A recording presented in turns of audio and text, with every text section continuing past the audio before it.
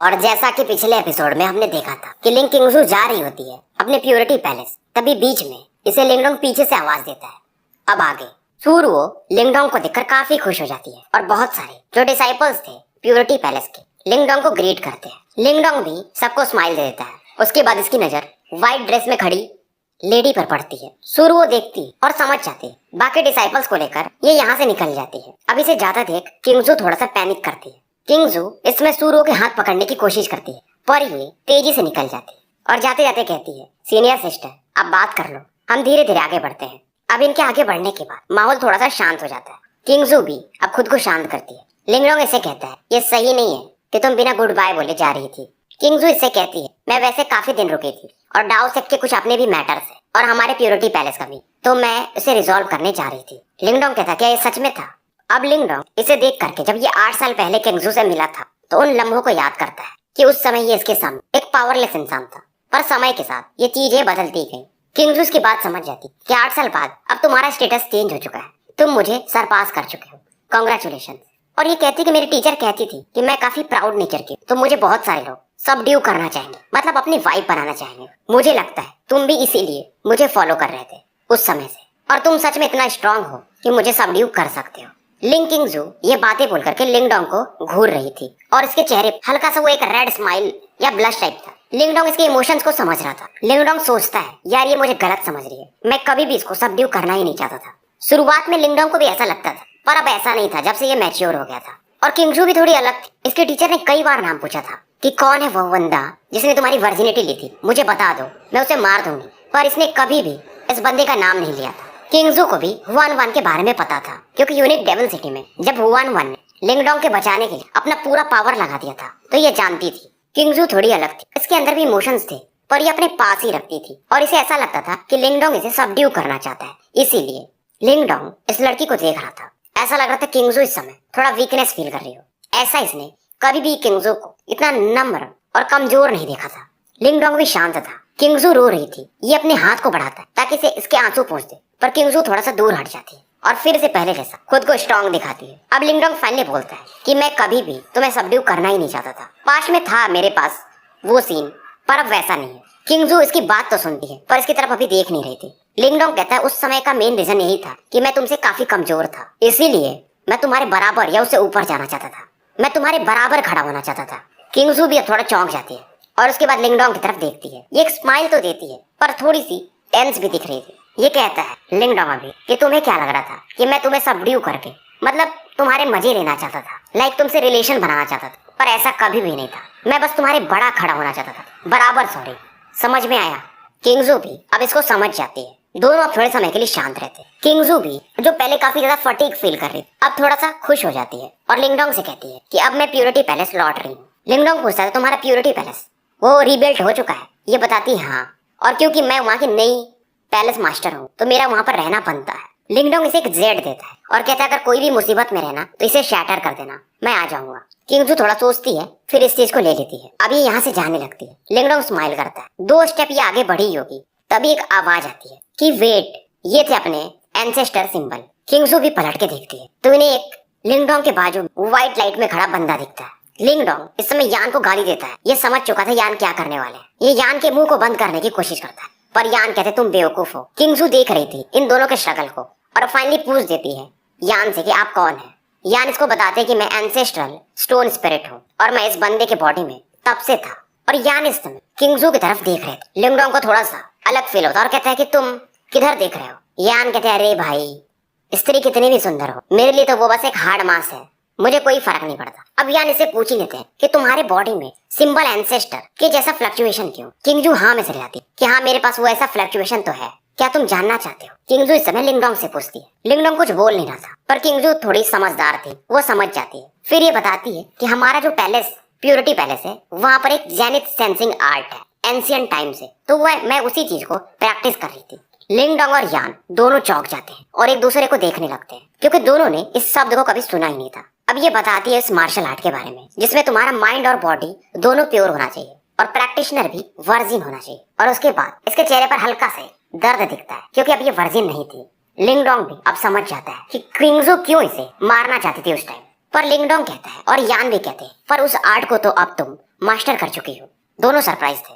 किंगजू कहती हाँ, और बताती कि मेरी टीचर काफी मुझ पर नाराज थी क्योंकि मेरा जो वो कांड हो गया था उसके वजह से शायद मैं इस आर्ट को मास्टर नहीं कर सकती थी। पर मेरे टीचर्स ने और बाकी एल्डर्स ने मिलकर अपनी लाइफ फोर्स से मुझे हल्का से इस पावर को फील करवा दिया। अब इतना बताने के बाद ये कहती थोड़ा लेट हो चुका है तो मैं निकलती हूँ। लिंगडोंग भी कुछ बोलता नहीं। अब ये फिर से जाने लगती है। यान कहते हैं लिंगडोंग से, तुम सच में काफी डिसअपॉइंटिंग बंदे हो। वो जा रही है, तुम्हें उससे उस आर्ट के बारे में पूछना चाहिए था। लिंगडोंग कहता है छोड़ो, हम कोई दूसरा मेथड ढूंढ लेंगे आइस मास्टर के बराबर पहुंचने का। अब ये लौट ही रहते, तभी यान देखते हैं कि किंगजू रुक चुकी है। ये फिर से पलटती और इसके कर्व्स पर इस समय सन की रेज पड़ रही थी। काफी सुंदर दिखती है ये और पूछ देती है लिंगडोंग से, तो तुम्हें क्या जेनिथ सेंसिंग आर्ट सीखना है? लिंगडोंग इस समय ब्लैंक हो जाता है पूरा, फिर फाइनली ये यस बोल देता है। किंगजू भी थोड़ा सोचने लगती, अपने तलवार को कस के पकड़ी थी, फिर एक डिसीजन बना लेती है और अब लिंगडोंग से पूछती है, तो इस समय क्या तुम बाहर ही रहने वाले हो?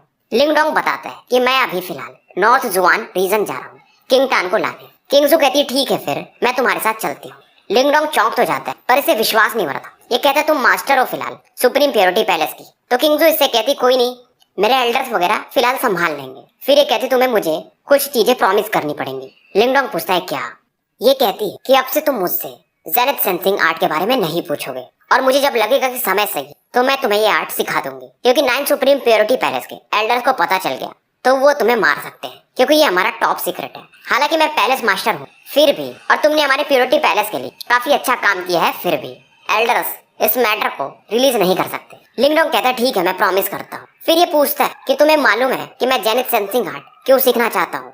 किंगजू कहती है सबके अपने अपने कारण होते, तुमने मुझे चुना है और मैंने तुम्हें जेनिथ सेंसिंग आर्ट सिखाने के लिए, रीजन की कोई जरूरत नहीं है। फिर ये कहती है मैं सूरुओ वगैरह को भेज देती हूँ और उन्हें बता दूंगी कि मैं फिलहाल तुम्हारे साथ जा रही हूँ। यान भी इस समय लिंगडोंग से कहते हैं तुम काफी लकी हो, पर किंगजू इस समय उधर जा तो रही पर इसे मालूम था कि लिंगडोंग जेनिथ सेंसिंग आर्ट क्यों सीखना चाहता है, पर ये कुछ बोलती नहीं है। यान भी इस बात को समझ चुके थे कि किंगजू जानती है कि ये आर्ट क्यों सीख रहा है लिंगडोंग, ताकि आइस मास्टर के बराबर पहुंच सके। अब लिंगडोंग देखता कि सूरुओ से किंगजू बात कर रही थी और इस समय इसके कान लाल हो गए थे, मतलब पक्का है कि सूरुओ इसके मजे ले रही होगी। फिर ये अपने तलवार से सूरुओ को डरा देती है। ऐसा गुस्सा करके सभी लड़कियां शांत हो जाती हैं और प्योरिटी पैलेस के लिए निकल जाती हैं। अब लिंगडोंग इससे कहता है कि कल मैं डाओ सेट को इन्फॉर्म कर दूंगा, फिर हम निकल जाएंगे किंग टान को लाने। ये दोनों साथ में अब डाओ सेट को लौट जाते हैं। वापस जब ये आते हैं तो इनकी मुलाकात जायो जायो से होती है, जो थोड़ा सा स्ट्रेंज फील करती है पर कुछ कमेंट नहीं करती है। लिंगडोंग भी इससे कुछ बताता नहीं है और जायो जायो किंगजू के रुकने का इंतजाम कर देती है। लिंगडोंग इन लोगों को बता देता है कि ये जा रहा है नॉर्दर्न जुआन रीजन।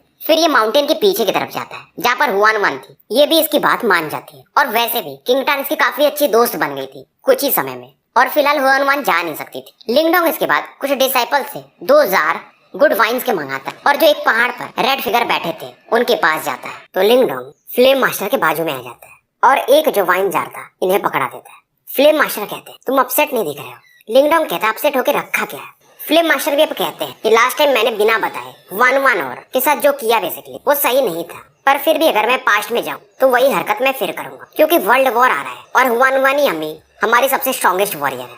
टीचर हमारे हैं नहीं तो हम सभी को खड़ा होना पड़ेगा, और इसी की वजह से डेवोरिंग मास्टर हमें प्रोटेक्ट करने के चक्कर में मारे भी गए थे। लिंगडोंग इनकी बातें सुन रहा था। अब लिंगडोंग कहते हैं आप लोग सच में काफी महान हो, मैं तो काफी नीचे से ऊपर चढ़ा हूँ और मेरा एक ही मकसद है कि मैं जिन्हें प्यार करता हूँ, जो मेरे हैं, मैं उनकी रक्षा कर पाऊँ, इसीलिए मैं खुद को स्ट्रॉन्ग बनाते रहता हूँ। और लिंगडोंग कहते हैं और क्योंकि वन वन को मैं ऐसे हर्ट देख नहीं सकता तो मैं उसके बराबर तो खड़ा होना ही चाहता हूँ ताकि उसके भार को मैं साझा कर पाऊँ। और लिंगडोंग कहता है मैं इस दुनिया का सेवियर बनना भी नहीं चाहता हूँ, मैं तो एक नॉर्मल इंसान हूँ, बस अपने लोगों को प्रोटेक्ट करना चाहता हूँ, चाहे उसका कोई भी प्राइस मुझे पे करना पड़े। फ्लेम मास्टर की तरफ देखते हैं, फिर कहते हैं केवल वही इस बर्डन को झेल सकती, मतलब ये आइस मास्टर की बात कर रहे थे। लिंगडोंग कहता है क्यों? क्योंकि सिंबल एंसेस्टर ने ऐसा कहा था, और ये कहता है इस दुनिया में कोई भी चीज एब्सोल्यूट होती नहीं है और मैं कभी गिव अप करूंगा नहीं। फ्लेम मास्टर के भी एक्सप्रेशन थोड़ा बदल जाता है। ये लिंगडोंग की तरफ देखते हैं और ये कहते हैं तुम्हारा माइंडसेट थोड़ा नेव तो है, पर मैं तुम्हारे साहस की तारीफ करता हूँ। तुम्हारे जैसा ही मेरा भी दिमाग था पास्ट में, मैं भी सबसे स्ट्रॉन्ग बन के उसकी रक्षा करना चाहता था, पर मैं इस चीज को गिव अप कर दिया। शायद मैं करेज में लैक करता था। और ये लिंगडोंग से कहे कम से कम चलो तुम मारे भी जाओगे तो तुम्हें रिग्रेट नहीं रहेगा। और फ्लेम मास्टर इसे कहते और तुम्हारी ऐसी डिजायर है तो तुम्हें स्ट्रॉन्ग तो बनना पड़ेगा, फिलहाल तुम मेरी जूनियर सिस्टर से कम्पीट करने के लायक नहीं हो। लिंगडोंग भी ये बात जानता था। अब इससे फ्लेम मास्टर पूछते हैं तो तुम कहीं जा रहे हो? ये बताता है कि मैं नॉर्दर्न जुआन रीजन जा रहा हूँ। ये बोलते हैं ठीक है, मैं आइस मास्टर यानी हुआन वन को प्रोटेक्ट करूंगा। लिंगडोंग इन्हें थैंक्स बोलता है। ये बोलते हैं थैंक्स मत बोलो, ये मेरी ड्यूटी है। वैसे भी फिर ये बोलते हैं कि मैं तुम्हें सच में इस बार लेकिन थैंक्स करना चाहूंगा, क्योंकि जूनियर सिस्टर को मैंने इतने सालों से जानता हूँ, पहली बार उसे खुश देखा है मैंने पहले उसके कभी कोई इमोशन देखे नहीं थे, पर तुम्हारे साथ वो काफी खुश रहती है और मैं समझ सकता हूँ क्यों तुम स्ट्रॉन्ग बन करके उसे प्रोटेक्ट करना चाहते हो। फिल्म मास्टर कहते हैं अच्छी बात हुई, अब तुम जा सकते हो। लिंगडोंग भी इन्हें थैंक्स बोल के अब निकल जाता है और इनसे कहता है अगर मुझे अपनी जान की भी बाजी लगानी पड़े तो मैं उसे इस दुनिया से छीन के लाऊंगा, और आपसे अगर फाइट भी हुई तो मुझे कोई फर्क नहीं पड़ता है। फिल्म मास्टर कहते हैं तुम्हारे अंदर गट्स तो है। ये वाइन पी जाते हैं। फिल्म मास्टर अभी कुछ बोलने ही वाले थे, तभी एक आइस कोल्ड फीलिंग इनके आसपास आती है। ये 1-1 की हो रहा थी। लिंगडोंग यहाँ से जा चुका था और जहाँ पर ये बैठा था पहले वहां पर आके 1-1 बैठती है। फ्लेम मास्टर से कुछ बोलती नहीं है और लिंगडोंग ने जो वाइन पी के रखा था उसे ये पी जाती है। फ्लेम मास्टर भी इससे कुछ बोलते कि वो मूर्ख तुम्हें प्रोटेक्ट कर रहा है, तभी तुम जागने से मना कर रही हो। 1-1 की तरफ देख कर ये स्माइल देते हैं, पर तुम्हें ये मालूम है कि अल्टीमेटली वो इस बर्डन को झेल नहीं पाएगा और तुम्हें ही जो करना है वो करना पड़ेगा। 1-1 फिर से कुछ नहीं बोलती। इनकी बात सुनकर ये थोड़ा सा कांप रही थी और इसके बर्फ के समान आंसू गिरते हैं। ये आंसू आइस फ्लावर्स में बदल जाते हैं। ये कहती है कि मुझे मालूम है कि मुझे क्या करना है, पर मैं उसे बहुत ज्यादा पसंद करती हूँ। फिल्म मास्टर भी थोड़ा सा निराश फील करता और फाइनली ये मोमेंट बीत जाता है। अगले दिन की सुबह होती है। लिंगडोंग किंगजू से मिलने आता है और दोनों नॉर्दर्न जुआन रीजन के लिए अब निकल चुके थे। अब जब ये जा रहे थे तो एक फिगर जिसकी की कोल्ड औरत थी यानी अपनी हुआन इन्हें देखती है। तो जैसा कि आपको पता है जुआन रीजन 4 भागों में बटा हुआ है, नॉर्दर्न, साउथ, ईस्ट और वेस्ट, और चारों रीजन काफी बड़े हैं और एक दूसरे से काफी दूर भी है। ईस्टर्न जुआन रीजन और नॉर्दर्न जुआन रीजन के बीच में कुछ माउंटेन्स हैं, मतलब ये माउंटेन्स ही इनके बीच का बॉर्डर है और 10,000 ऐसे माउंटेन्स हैं और 2-3 दिन ये 10,000 माउंटेन को पार कर नहीं सकते थे। किंगटान के लिए थोड़ा चिंतित तो था, पर रिलैक्स करता है। फिलहाल एक माउंटेन पर ये बैठे हुए थे और बोन फायर इन्होंने जला रखा था। लिंगडोंग इससे कहता कि यहाँ पर जो फॉग है काफी डेंस है, तो हम रात में भी ट्रैवल नहीं कर पाएंगे, तो हमें यहीं पर कैंप लगाना पड़ेगा। किंगजू फिलहाल इन बोन फायर्स में मीट को पका रही थी। लिंगडोंग थोड़ा सा चौंक जाता है। इस लड़की को मतलब खाना वगैरह भी बनाने आता है। किंगजू भी देख लेती है ये ऐसे घूर रहा है, इसे ये लुक देती। लिंगडोंग हंसने लगता है। फिर ये इसे पूछता है क्या ये मीट मेरे लिए है। किंगजू कुछ बोलती नहीं। फिर लिंगडोंग इस मीट को खुद ही ले लेता है। खाने के बाद ये कहता है ये थोड़ा सा जल गया है। किंगजू को गुस्सा आता है, ये अपना तलवार निकाल देती है। अब लिंगडोंग कहता है ठीक है जला हुआ है, पर ये अच्छा है। अब दोनों की बातें होती। ये कहती है कि अगर मैं तुम्हारी जगह होती 8 साल पहले तो मैं शायद इस जगह पर अब तक पहुंच भी नहीं पाती। लिंगडोंग हैरान था कि किंगजू जो कि काफी एरोगेंट है ऐसी बातें बोल सकती है। लिंगडोंग हंस के कहता है मतलब तुम भी मानती हो कि तुमने 8 साल पहले मुझे मिसजज किया था। अब इनकी थोड़ी बातें होती है। अब इसके बाद किंगजू एक पेड़ के किनारे बैठी थी और वहां पर कल्टीवेशन करने लगती है और लिंगडोंग इसे घूर रहा था। बस थोड़े समय बाद ये भी कल्टीवेशन मोड में चला जाता है। एक चीज ये फील कर रहा था कि जब से ये लोग एक साथ ट्रैवल कर रहे हैं किंगजू थोड़ा सा अलग अलग दिख रही है और जेनिथ सेंसिंग आर्ट के बारे में इनका कोई अब डिस्कशन जैसा कि प्रॉमिस हुआ था होता नहीं है। अगले दिन की सुबह होती और ये फिर से 5 दिन तक ट्रैवल करते रहते हैं। बीच में बीस्ट वगैरह मिलते हैं पर इससे ज्यादा कोई फर्क इनको पड़ता नहीं। एक जगह ये फिर से एक पहाड़ पर रुके हुए थे क्योंकि सामने में जो फॉग था काफी डेंस था। इवन लिंगडोंग अपने मेंटल पावर से भी आर पार देख नहीं पा रहा था। अब लिंगडोंग इससे कहते हैं या तो हमें यहाँ पर पैदल चलना पड़े या मैं स्पेशल एंसेस्ट्रल सिंबल से एक स्पेस फाड़ के कहीं और हम फिर सामने प्रकट होंगे, पर मुझे नहीं पता कहाँ निकलेंगे क्योंकि इसको नॉर्दर्न जुआन रीजन के लोकेशंस नहीं पता थे। नहीं तो ये स्पेशल सिंबल से सीधा जहाँ पर जाना चाहता वहां पर जा सकता था और अभी स्पेशल सिंबल को ये फुली यूज नहीं कर सकता है क्योंकि ये जाओटोंग का है और जाओटोंग अगर जाग जाए और इसे दे दे मतलब लिंगडोंग जब इस पर अपना हैंड इम्प्रिंट बना ले तभी ये इसे फुली यूटिलाइज कर सकता है। इसलिए ये आधा दिन पैदल ही चलते हैं। तभी इनको सामने में एक छोटा सा फिगर दिखाई देता है। उसके बॉडी पर थोड़े जख्म थे और वो दौड़ रहे थे। ये एक लड़की थी जिसके पीछे 10-12 लोग इसका पीछा कर रहे थे मारने के लिए। ये लड़की इनसे कहती तुम धोखेबाज हो, पैलेस मास्टर तुम्हें नहीं छोड़ेंगे। ये सुनकर के इनमें से एक बंदा कहता है कि पहले वो तुम्हारी पैलेस मास्टर खुद को तो बचा ले फिर तुम्हें बचाएंगे। और ये बंदा इस पर एक पाम अटैक कर देता है। तभी इस लड़की को बचाने के लिए एक स्किनी फिगर सामने आता है और इस अटैक को डिसॉल्व कर देता है। अब लिंगडोंग इस छोटी लड़की की तरफ देखकर कहता है मैं तुमको बचा लूंगा पर तुम्हें हमें नॉर्दर्न जुआन रीजन लेके जाना पड़ेगा। लड़की खुश हो जाती है। फिर ये कहती है क्या तुम मेरे बड़े भाई चैन गुई को बचा सकते हो। लिंगडोंग जब ये नाम सुनता है चैन गुई तो ये चौंक जाता है क्योंकि ये वही लड़का था चैन गुई जो किंगटान को यूनिक डेविल रीजन में लेकर आया था। ये सीधा इस लड़की से पूछता है क्या तुम डार्कनेस पैलेस से हो। यंग लेडी भी थोड़ा चौंक जाती है। अब लिंगडोंग इससे पूछता है तो ये लोग भी डार्कनेस पैलेस से हैं। ये कहती है हाँ। अब इधर ये जो एल्डर्स थे जो 10-12 ब्लैक फिगर्स ये लिंगडोंग से पूछते तुम कौन हो, अगर तुम बुद्धिमान हो तो बीच में से हट जाओ। इधर ये लड़की कहती है लिंगडोंग को अब ये एल्डर बुलाती है कि आप चैन गुई बिग ब्रदर को बचा लीजिए। लिंगडोंग कहता है टेंशन मत लो, चैन गुई को मैं जानता हूँ तो मैं उसे जरूर बचाऊंगा। अभी 10-12 फिगर्स को गुस्सा आता है और एक के बाद एक ये लिंगडोंग पर अटैक करने लगते हैं। अभी जब तक ये तलवार निकाल पाते, पीछे से एक पावरफुल फोर्स आता है और तलवार से इन 12 के गर्दन को उड़ा देता है। और ये घटना बस पलक झपकते ही हो गया था। वो यंग लेडी भी चौंक जाती है कि ये 10-12 बंदे जो कि डार्कनेस पैलेस के हैं और काफी एक्सपर्ट माने जा सकते हैं, इतने आसानी से मारे गए। और इनको मारने वाली लिंग किंगजू थी। अब लिंग डोंग इस यंग लेडी से पूछता है कि तुम्हारा नाम क्या है। किंगजू को तो ये फेरी सिस्टर कह के बुलाती है और अपना नाम बताती है मूशा।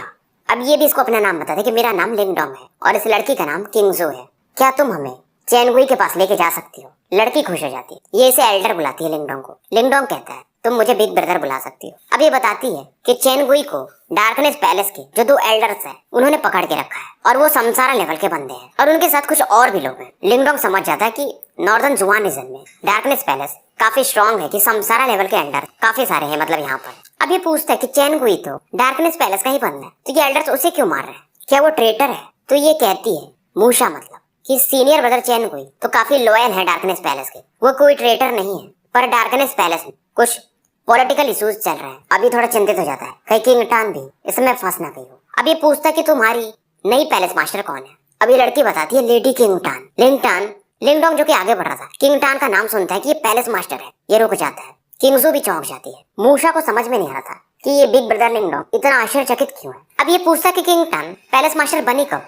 ये बताती है लास्ट ईयर, क्योंकि हमारी जो पिछली वाली पैलेस मास्टर थी वो रिइंकार्नेशन लेवल में ब्रेक करने की कोशिश कर रही थी और मारी गई थी। और उन्होंने अपना जो डार्कनेस एंसेस्ट्रल सिंबल था वो लेडी किंग टान को दे दिया और अगला सक्सेसर बना दिया। लिंग डोंग चिंतित हो जाता है कि मेरी छोटी बहन इतने बड़े पोस्ट को कैसे संभालेगी। मूसा इससे पूछती है क्या आप पैलेस मास्टर को जानते हैं। अब लिंग डोंग इसे कहता है अरे वो मेरी छोटी बहन है। ये और भी ज्यादा चौंक जाती है। पहले तो इसे विश्वास नहीं होता। लिंग डोंग कहता है फिलहाल चैनगुई के पास हमें लेके चलो। अब ये लोग जंगल को चीरते हुए आगे बढ़ते हैं। इस समय दूर में एक खाली जगह में 10-12 लोगों को बांधा गया था और सभी की बॉडी से ब्लड बाहर बह रहे थे और यहाँ पर एक फिगर को अकेले बांधा गया था। ब्लड इसके बॉडी से भी बह रहा था पर ये शांत खड़ा था। ये था चैनगुई। अब 2 एल्डर्स जो थे वो इससे कहते हैं चैनगुई मैं मैटर इतना खतरनाक करना नहीं चाहता हूँ। तुमने उस लड़की की मदद की थी, अगर तुम हमारी मदद कर दो उससे डार्कनेस एंसेस्ट्रल सिंबल छीनने में तो हम तुम्हें छोड़ देंगे। चैनगुई हंसता है और कहता है सपनों में। और ये एल्डर्स कहते हैं वो लड़की हमें हटाना चाहती है और ऐसा हम होने नहीं देंगे। चैनगुई कहता है क्योंकि तुम लोग उसे पैलेस मास्टर के रूप में एक्सेप्ट नहीं कर रहे हो और उसे टारगेट कर रहे हो, पीछे से प्लान कर रहे हो, तो वो तुम्हें हटाएगी तो जरूर। अब ये दोनों एल्डर्स कहते हैं वो लड़की कहाँ से आई हमें पता भी नहीं है और किसी बाहरी को हम अपना पैलेस मास्टर बना लें ऐसा हो भी नहीं सकता और उसका एक्सपीरियंस और एबिलिटी काफी कमजोर है। चैनगुई कहता है पर पुराने वाले पैलेस मास्टर ने उसे बनाया मरने से पहले, फालतू में तुम लोग बीच में पड़े हो। अब इनकी मतलब ऐसे बहस चलते रहती है। अब ये दोनों एल्डर्स को गुस्सा आता है कि तुम्हें समझाने पर तुम समझ रहे नहीं हो। ये अपने युवान पावर को इकट्ठा करते तलवार में और चैनगुई पर रूथलेसली स्ट्राइक कर देते हैं। चैनगुई क्योंकि बंधा हुआ था ये अपनी आंखें बंद करता है कि चलो ठीक है अब मरने ही वाला हूँ। तभी यहाँ पर एक आवाज आती है कि मैं जहाँ पर भी जाता हूँ कुछ सटियाए बुढ़े मिल ही जाते हैं। दोनों एल्डर्स शॉक्ड हो जाते हैं कि कौन है। अभी यहाँ से 3 लोग बाहर निकल के आते हैं और लिंग डोंग चैनगुई से कहता है कि मैं उम्मीद कर रहा था कि आप अच्छे होगे और ऐसे एक स्माइल देता है। चैनगुई चौंक जाता है तुम लिंग डोंग। ये कहता है लिंग डोंग निकल जाओ यहाँ से। दोनों एल्डर्स कहते हैं निकल जाओ, ये भी अब मारा जाएगा। और इनका जो अटैक था दोनों का वो लिंग डोंग ट्राइब की तरफ फेंक देते हैं। लिंग डोंग इनके अटैक्स को देखता है पर इग्नोर मार देता है और शांति से इनके अटैक की तरफ ही ये बढ़ने लगता है। ये अटैक्स जब इसकी बॉडी के करीब पहुंचते हैं तो ऐसा लगता है फ्रीज हो जाते हैं और लिंग डोंग ऐसा लग रहा था बस अपने हाथ को मूव कर और ये दोनों एल्डर फटने लगते हैं। और लिंग डोंग कहता है तुम जैसे बुड्ढे मेरी बहन को कुछ भी बोलेंगे। दोनों एल्डर्स चौंक जाते। लिंग डोंग इनको एक डेविल स्माइल दे रहा था। ये दोनों गुस्से में फिर से इस पर अटैक करते हैं पर अब ऐसा लगता है इनको कि मानो इनके ऑरा पर यानी इनके युवान पावर पर इनका ही कंट्रोल नहीं है। पहली बार इनके साथ ऐसा हुआ था। दोनों अब घबरा जाते हैं और कहते हैं कि तुम हो कौन। हम लोग डार्कनेस पैलेस से हैं, उम्मीद करेंगे कि तुम हमारे मैटर में मत आओ। अगर हमने तुम्हें ऑफेंड किया है तो हमें माफ कर दो। मूसा चैनगुई ये लोग तो हैरान थे कि दोनों एल्डर्स लिंग डोंग का कुछ कर ही नहीं पा रहे। चैनगुई तो सबसे ज्यादा शॉक्ड था क्योंकि लिंग डोंग से मिल चुका था और उस समय लिंग डोंग का स्ट्रेंथ बस निर्वाणा लेवल पर था और 3 साल के अंदर इसका स्ट्रेंथ इस लेवल पर। अब लिंग डोंग कहता है तो तुम दोनों जिसकी बातें कर रहे थे उसका नाम किंग टान है ना। दोनों एल्डर्स का एक्सप्रेशन और ज्यादा बदल जाता है। ये पूछते हैं क्या आपका भी उससे दुश्मनी है। लिंग डोंग कहता है अरे मैंने तुमको पहले ही कहा कि वो मेरी छोटी बहन है, मैं उसका बड़ा भाई हूँ। दोनों एल्डर्स तो अब होश ही खो देते मानो कि उस लड़की का इतना स्ट्रॉन्ग भाई भी है। शायद अब इनका बचना मुश्किल था। अब ये कहानी बनाने लगते और कहते ये जो चैनगुई है तुम्हारी बहन को धोखा दे रहा था तो हम उसे पकड़ने आए थे। लिंग डोंग हंसता है कि अच्छा ऐसी बात है। दोनों एल्डर्स समझ गए थे। अब ये भागने को देखते हैं। लिंग डोंग कुछ बोलता नहीं। चैनगुई जानता था कि लिंग डोंग कोई साधु नहीं है ये इनको छोड़ने वाला तो नहीं है। अब ये दोनों जैसे डेंस फॉग की तरफ बढ़ रहे थे, ये अपने हाथ को आगे बढ़ाता है और एक ब्लैक लाइट बाहर निकलती है और ये अपने हाथ को जैसे ही बंद करता है, दोनों एल्डर्स के आसपास का जो स्पेस वहाँ पर दो दो ब्लैक होल्स निकलते हैं और इनको स्वॉलो कर जाते हैं। चीख भी इनके नहीं निकल पाती है, मतलब ये एक ही क्षण में मारे जाते हैं। अब लिंगडोंग चेनगुई से पूछता, तुम ठीक हो? मूसा भी अब थोड़ी खुश थी। चेनगुई सच में काफी ज्यादा इंजर्ड था। अब चेनगुई इससे कहता, मुझे लगा नहीं था कि लिंगडोंग तुम इतने स्ट्रांग हो जाओगे, क्योंकि चेनगुई भी उस समय काफी टैलेंटेड बंदा माना जाता था। मूसा को पहले लग रहा था कि लिंगडोंग बस मजाक कर रहा था कि मैं चेनगुई से मिल चुका हूँ और तुम्हारी पैलेस मास्टर किंगटान का भाई हूँ, पर अब इसे विश्वास हो गया था। अब लिंगडोंग इससे पूछता है, तो किंगटान क्यों अगली पैलेस मास्टर बन गई? चेनगुई जो कि अभी तक खुश था, अब इसे बताने शुरू करता है कि तुम्हें याद है 3 साल पहले जब तुम यूनिक डेविल रीजन में थे और तुम मरने वाले थे, तो उस समय किंगटान पर भी इन लोगों ने अटैक किया था। तुम्हारे जाने के बाद किंगटान को लग रहा था कि तुम मर चुके होगे जब तुम टेलीपोर्टेशन एरे में एंटर किए थे और वो एरे बिखरा हुआ था, तो इसलिए उसने पैलेस मास्टर से कह दिया था कि कुछ भी हो जाए मुझे अब डार्कनेस पैलेस में जाना है और इतना स्ट्रांग बनना है कि ताकि मैं युवान गेट को डिस्ट्रॉय कर सकूं। और उसी के बाद वो डार्कनेस पैलेस एंटर कर गई, डार्कनेस जजमेंट हॉल में। और वो प्लेस काफी भयावह है, वहाँ पर जो बुरे लोग होते हैं उन्हें पनिश किया जाता है और पनिश करने का तरीका काफी बुरा है, मतलब उनको तड़पा तड़पा के मारा जाता है। लिंगडोंग सोच में पड़ जाता है, मतलब मेरी बहन जो कि काफी काइंड हार्टेड थी, कैसे लोगों को तड़पा के मारी होगी वो। चलो वो बुरे भी थे तो भी इतना कठिन रास्ता उसने मेरे लिए चुना। अब इससे थोड़ा गुस्सा और भी ज्यादा आता है। ये कहता है, ठीक है अगली बार तो मैं उसे पीटूंगा। गुस्से में अपने हाथ को कस के दबाने लगता है। चेनगुई बताता है कि उसका एक ही मकसद था कि बस वो युवान गेट को डिस्ट्रॉय कर ले और उस चक्कर में वो क्या बन जाएगी उससे कोई फर्क नहीं पड़ता। लिंगडोंग थोड़ा सा फ्रीज हो जाता है और कहता है, वो बेवकूफ लड़की, उसे अपने भाई पर इतना भी भरोसा नहीं था कि मैं स्ट्रांग नहीं बन पाऊंगा, मतलब बन जाऊंगा, इतना आसानी से मैं कैसे मर सकता था। फिर ये बताता है कि बहुत सारे एल्डर्स किंगटान को सपोर्ट करते हैं क्योंकि वो पैलेस मास्टर बन चुकी, पर आधे से ज्यादा इसका विरोध करते हैं। और ये बताता है कि किंगटान पहले वीक थी पर अभी तो नहीं, अभी वो काफी कोल्ड ब्लडेड हो चुकी है और डार्कनेस एंसेस्ट्रल सिंबल के उसका पावर काफी बढ़ चुका है। और जब वो एल्डर्स को सप्रेस करने लगी थी तभी 2 एल्डर्स जो पुराने वाले वो कल्टीवेशन से बाहर आ गए और ये दोनों एल्डर्स रिइंकार्नेशन पर हैं, तो उनकी वजह से पासा फिर से पलट चुका है। बस डार्कनेस जजमेंट हॉल किंगटान के कंट्रोल में है। बाकी वो लोग और हमारे जैसे जो लोग हैं जो किंगटान को सपोर्ट करते हैं उन्हें पीछे से खत्म करते जा रहे हैं और उनका एक ही मकसद है, किंगटान पैलेस मास्टर का पोजीशन और डार्कनेस एंसेस्ट्रल सिंबल उन्हें दे दे और ये 3 दिन बाद जो सेरेमनी है उसमें होने वाला है। अब लिंगडोंग गुस्से में कहता है, ठीक है फिर ब्रदर चेनगुई मुझे लेके चलो। फिलहाल ये लोग नॉर्दर्न जुआन रीजन के बॉर्डर पर ही थे, तो इनको सिटी पहुंचने में यानी डार्कनेस सिटी 2 दिन तो लगने वाले थे। उम्मीद है कि हम सेरेमनी से पहले पहुंच जाएंगे। लिंगडोंग कहता है, तीसरे दिन है ना, 1 दिन काफी होगा। और ये चेनगुई से पूछता है, तो वही दोनों है ना जो स्ट्रॉन्गेस्ट है, उनके अलावा कोई नहीं है ना? चेनगुई कहता है, मुझे तो इतना ही पता है, पर 2 इनकारनेशन लेवल के बंदे थोड़े टफ तो थे। किंगजू भी इस बात से सहमत थे। और ये जो डार्कनेस पैलेस पिछले वाले मास्टर थे वो डार्कनेस एंसेस्ट्रल सिंबल के दूसरे ओनर थे, पहली वाली ओनर तो डार्कनेस मास्टर रही होंगी।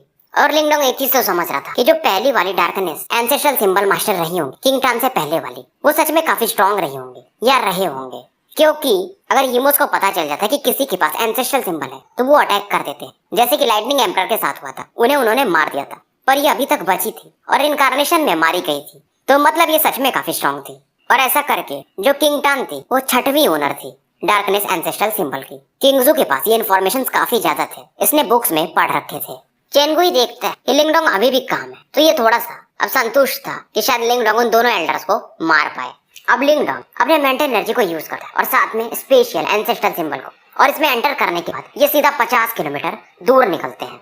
अब कुछ समय बाद ये एक माउंटेन पर पहुंच चुके थे जिसके नीचे मतलब दूरी में एक बड़ी सिटी दिख रही थी, यही था डार्कनेस सिटी। सिटी पूरी तरह से ब्लैक कलर में था और इस सिटी में 10-12 गेट्स होंगे, यानी अलग अलग डायरेक्शन से। और ये सिटी इतनी बड़ी थी कि इसमें आराम से 1 करोड़ लोग रह सकते थे और यही सिटी डार्कनेस पैलेस का हेडक्वार्टर था। अब चेनगुई बताता है कि ये जो हमारा सेरेमनी होता है, वर्शिप सेरेमनी, ये हर 3 साल पर डार्कनेस पैलेस में होता है। बहुत सारे लोग जो अलग अलग छोटे सेक्ट के हैं यहाँ पर आते रहते हैं। लिंगडोंग को थोड़ा गुस्सा आ रहा था किंगटान पर कि ये डार्कनेस जजमेंट हॉल में लोगों को सजा देती है और उसके जो टेक्निक्स हो काफी रूथलेस होते हैं। चेनगुई कहते हैं क्योंकि ये जो एल्डर्स मुझ पर नजर बनाए हुए थे तो सिटी में एंटर करना गेट्स से थोड़ा मुश्किल होगा। तो लिंगडोंग कहता है कोई नहीं, हम फॉर्मेशन को तोड़ के सीधा घुस जाएंगे।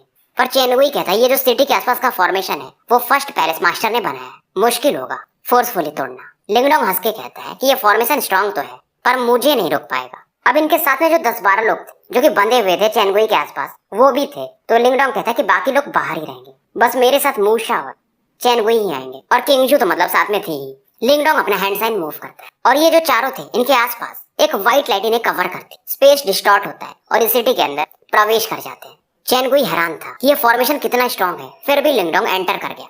लिंगडोंग हंस के कहता है ये स्पेशल एंसेस्ट्रल सिंबल का कमाल है, हालांकि इसकी अभी भी ये फुल पावर यूज नहीं कर सकता। चैन गुई देखता है और कहता है क्योंकि वहां पर थोड़े बहुत फटाके छूट रहे कि सेरेमनी शुरू हो चुकी है। अब द डार्कनेस सिटी के मिडिल में एक बड़ा सा स्क्वायर बना हुआ था। कई सारे यहाँ पर ब्लैक पिलर्स लगे हुए थे। यहाँ पर लोगों के नाम लिखे हुए थे, किसने डार्कनेस पैलेस के लिए कितना काम किया है। और इस डार्कनेस स्क्वायर पर बहुत सारे लोग बैठे हुए थे और आगे में जो सामने में एक स्टोन स्टेयर था और उसके पीक पर एक ब्लैक थ्रोन था जहाँ पर डार्कनेस मास्टर बैठती है, पैलेस मास्टर। और वहाँ पर एक लवली फिगर बैठी हुई थी। उस लड़की ने ब्लैक रोब्स पहने थे। लड़की का चेहरा काफी प्रिटी था और बाल सफेद थे। ये किंगटन थी। यहाँ पर बैठे सभी लोगों को ये देखती है। पहले ये कितनी भोली थी, पर अब इसके सामने 10,000 लोग शांति से खड़े थे। और फाइनली ये कहती है कि वर्शिप सेरेमनी शुरू करो।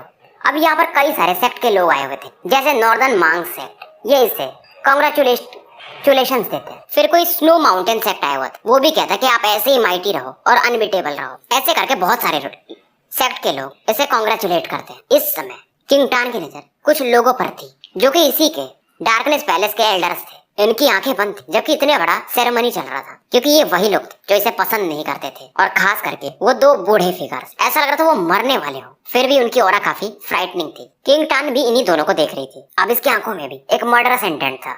बहुत सारे जो अलग अलग क्लैन के लीडर्स थे वो डार्कनेस स्क्वायर को ध्यान से देख रहे थे, क्योंकि ये सेरेमनी हर बार से थोड़ी अलग थी। ये जो भी एल्डर्स थे इनके बॉडी पर ब्लड स्मेल को फील किया जा सकता था। एक घोष के समान ये थे। तो बाकी सेक्ट के लोग कुछ करते नहीं है, शांति से शो को देख रहे थे। किंगटन के आदेश पर कई सारे एल्डर्स को मार दिया गया था। शायद इन्होंने कुछ गलत काम किए थे। अब इनके सामने एंसेस्ट्रल टैबलेट खुलाया जाता है। ये जो टैबलेट था ब्लैक कलर का था और इस पर पुरानी वाली पैलेस मास्टर के नाम लिखे हुए थे, जितने भी मतलब इसके पहले हुए थे। सभी इस टैबलेट को देखकर ग्रीड तो करते हैं, बाकी उन दोनों एल्डर्स के अलावा। दो जो ब्लैक एल्डर्स थे अलग वाले, वो किंगटन से कहते कि आप इस पर अपना नाम लिख दीजिए और ये सेरेमनी खत्म हो जाएगी और इसका नाम हो जाएगा इस पर, तो कोई भी इसका विरोध नहीं कर पाएगा। पर वो जो दो बूढ़े वाले एल्डर्स थे इस समय अपनी आंखें खोलते हैं और कहते हैं होल्ड ऑन। बहुत सारे लोग अब समझ जाते हैं शायद ये बैटल शुरू होने वाला है।